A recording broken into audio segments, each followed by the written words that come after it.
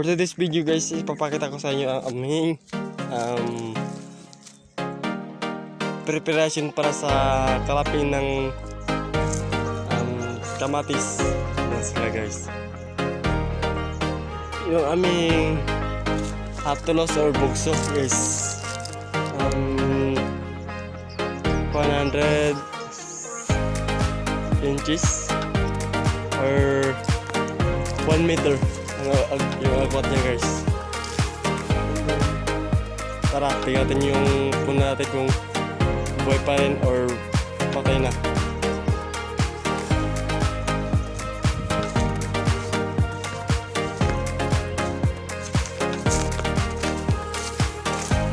So guys, wait lang.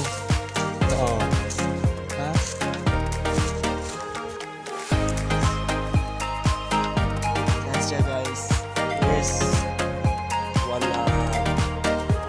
more than 2 weeks na siya guys.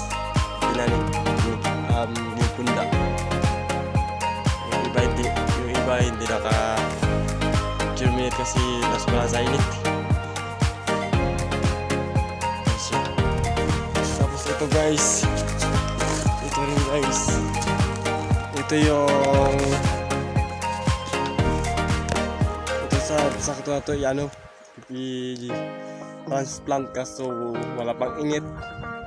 Yan siya. Ang abang yan sa tag-ulan. Sana uulan na. Pero kung hindi uulan, no choice talaga. Kawawain mga kamatis ako kung hindi mo uulan. And then ito siya is kahapon. May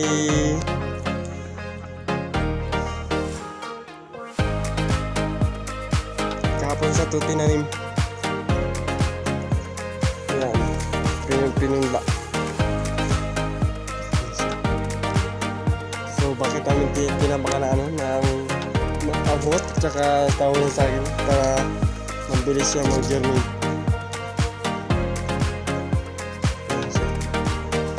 Kung hindi namin napakita yung video kung paano magpunla ng kamatis para mag-isa spoon. Ito siya guys. Pinulan sa akin ng isang kuya ko yung pagpunla. Kung paano magpunla o kung paano mag-asikaso ng punla sa maglaki.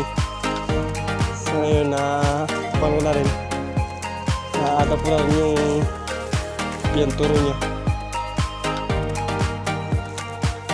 Pero ito kailangan naman itong patubigan kasi medyo grout na yung lupa. Tuyo na siya guys.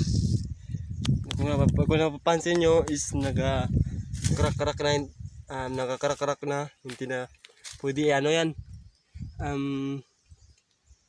pangitin sa kamatis. Kailangan medyo basa-basa siya para sa dami-dami niyan kailangan laging basa yung lupa para hindi sila mamatay. So guys, tara, uuwi na ako. Yan siya. I hope na sana this week mag-aulan na para makapuno na tayo.